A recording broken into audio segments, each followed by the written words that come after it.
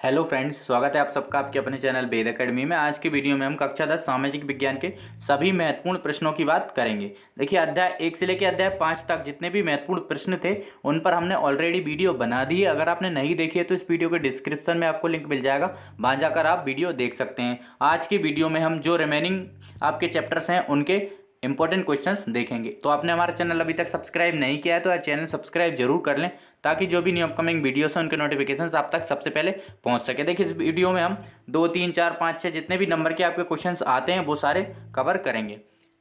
तो चलिए स्टार्ट करते हैं। सबसे पहले देख लेते हैं अध्याय 6, प्रथम स्वतंत्रता संग्राम एवं उसके पश्चात। आप चाहें तो प्रॉपर तरीके से स्क्रीनशॉट्स ले सकते हैं या आप वीडियो को पॉज करके क्वेश्चंस को नोट डाउन कर सकते हैं। पहला क्वेश्चन है हमारा, 1857 की क्रांति के प्रमुख केंद्र कौन कौन से थे?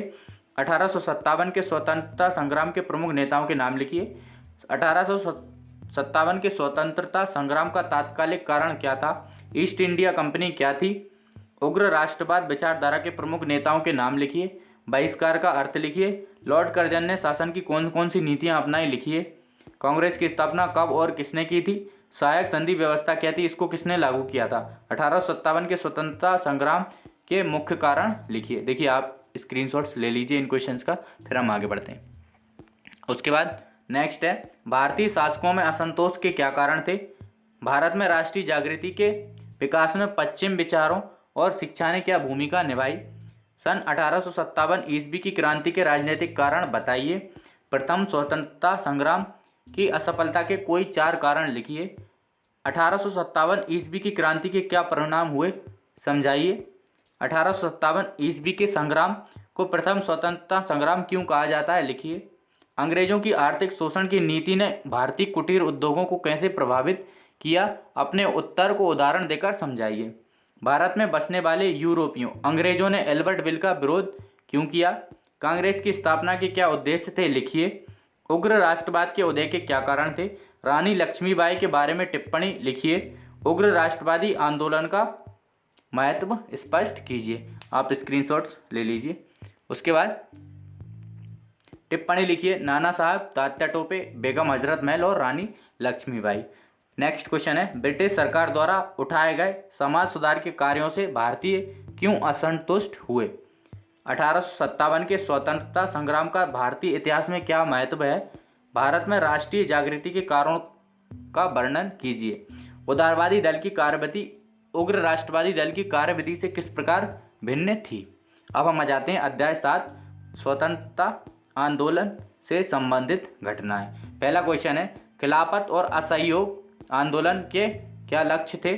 ब्रिटिश विभाजन के पीछे ब्रिटिश शासन के क्या उद्देश्य थे?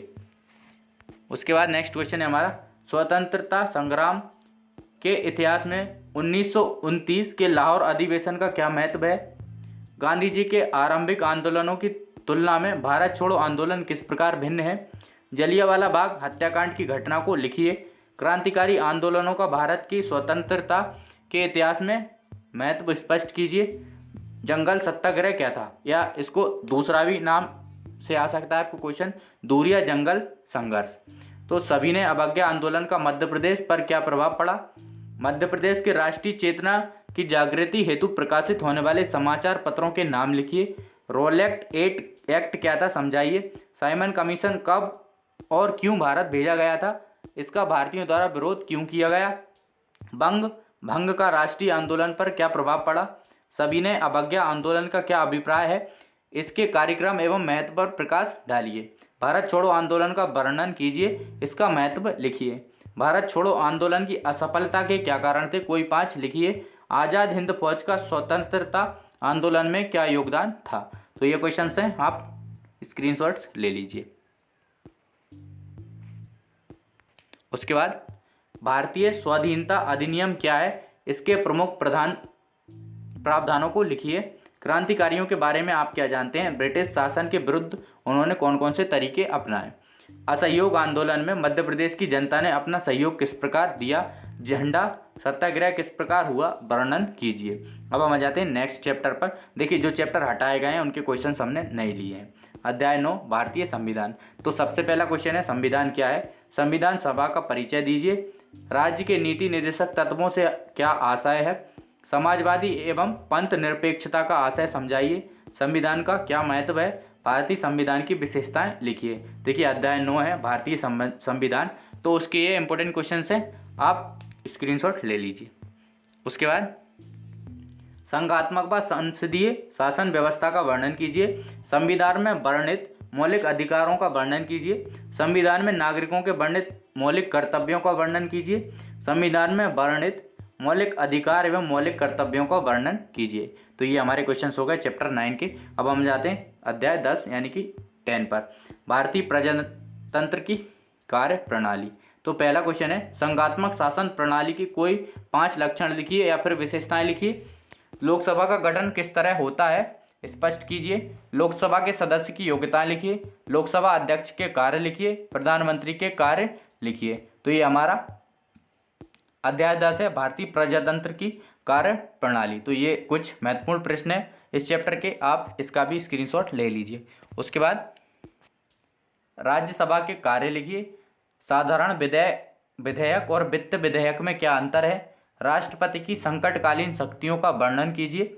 राज्यपाल के कार्य लिखिए। देखिए विधीय शक्तियां लिखिए, ये भी आपको आ सकता है, तो आपको कंफ्यूज नहीं होना है। राज्यपाल की विधीय शक्तियां लिखिए, तब भी आपको राज्यपाल के कार्य ही लिखना है। जिला पंचायत के कार्य लिखिए। मुख्यमंत्री के कोई 5 कार्य लिखिए। लोकसभा की किन्हीं 5 शक्तियों का वर्णन कीजिए। व्यवस्थापिका के कोई 5 कार्य लिखिए। देखिए ये क्वेश्चन सेम है, आपको ऐसे भी पूछा जा सकता है। पंचायती राज व्यवस्था को समझाते हुए स्थानीय संस्थाओं के कार्यों का वर्णन कीजिए। मंत्रिपरिषद के कार्यों का वर्णन कीजिए। संसद में विधेयक पारित होने की प्रक्रिया का वर्णन कीजिए। सर्वोच्च न्यायालय की शक्तियों का वर्णन कीजिए। तो ये कुछ महत्वपूर्ण प्रश्न है, आप स्क्रीनशॉट ले लीजिए। अब हम आगे बढ़ते हैं। अध्याय 11 है हमारा, प्रजातंत्र के समक्ष प्रमुख चुनौतियां। पहला है, सांप्रदायिकता किसे कहते हैं। मादक या नशीला पदार्थ किसे कहा जाता है। नशे पर प्रतिबंध क्यों होना चाहिए। जनसंख्या विस्फोट यानी कि जनसंख्या वृद्धि के सामाजिक कारण लिखिए। जनसंख्या वृद्धि को रोकने के उपाय लिखिए। सांप्रदायिकता को दूर करने के उपाय बताइए, कारण लिखिए। भारत में बेरोजगारी दूर करने के 5 उपायों का वर्णन कीजिए। मादक पदार्थों के शरीर पर पड़ने वाले प्रभावों का वर्णन कीजिए। आतंकवाद का समाज पर क्या प्रभाव पड़ता है, दूर करने के उपाय लिखिए। भारतीय प्रजातंत्र को सफलता में बाधक किन्हीं 5 तत्वों को बताइए। जो भारतीय प्रजातंत्र की सफलता है उसमें बाधक कौन कौन से 5 तत्व है वो हमें लिखना है। अध्याय 11 है हमारा, प्रजातंत्र के समक्ष प्रमुख चुनौतियां। इस चैप्टर के ये कुछ महत्वपूर्ण प्रश्न हैं, आप स्क्रीनशॉट्स ले लीजिए। उसके बाद अध्याय 12 आ जाता है हमारा, आर्थिक विकास की कहानी। तो पहला क्वेश्चन है, राष्ट्रीय आय की गणना किस समय अवधि में की जाती है, लिखिए। राष्ट्रीय ग्रामीण रोजगार गारंटी अधिनियम के अंतर्गत किस प्रकार के श्रम को रोजगार नाम दिया गया है। बेरोजगारी भत्ता किसे दिया जाता है। भारत में नियोजन की सफलताओं का वर्णन कीजिए। राष्ट्रीय आय क्या है, इसे कैसे ज्ञात किया जाता है। प्रति व्यक्ति आय क्या है, इसकी गणना का सूत्र लिखिए। मानव विकास के संकेतक बनाने का मुख्य उद्देश्य लिखिए। इंडिया विजन 2020 क्या है, मुद्रा की परिभाषा लिखिए। एटीएम क्या है, इसके लाभ लिखिए। तो ये कुछ महत्वपूर्ण प्रश्न हैं, आप इनके स्क्रीनशॉट ले लीजिए।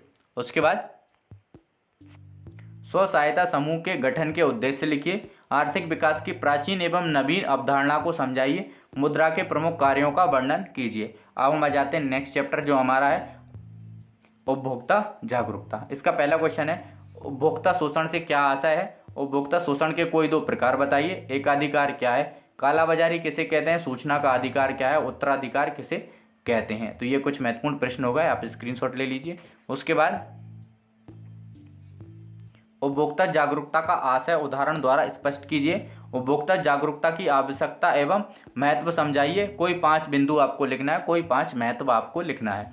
उपभोक्ता शोषण के प्रमुख प्रकारों का वर्णन कीजिए। ये क्वेश्चन आपको इस तरीके से भी आ सकता है, उत्पादक एवं व्यापारी उपभोक्ताओं का शोषण किस प्रकार करते हैं। उसके बाद उपभोक्ता उपभोक्ता का शोषण क्यों होता है, कारणों की व्याख्या कीजिए। या फिर उपभोक्ता शोषण का शिकार किन कारणों से बनता है, कोई 5 लिखिए। इस तरीके से भी ये क्वेश्चन आ सकता है। उसके बाद एक उपभोक्ता शोषित होने से स्वयं का किस प्रकार बचाव कर सकता है, उपभोक्ता के कर्तव्य लिखिए। उसके बाद वस्तुओं के मानवीकरण का क्या अर्थ है, विभिन्न उत्पादों के मानवीकरण बताइए।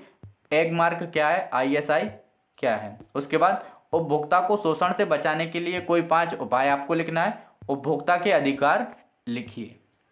आई होप आपको वीडियो पसंद आई होगी। अगर आपको वीडियो पसंद आई है तो वीडियो को लाइक शेयर एंड चैनल को सब्सक्राइब जरूर करें। एंड तक हमारे साथ बने रहने के लिए धन्यवाद।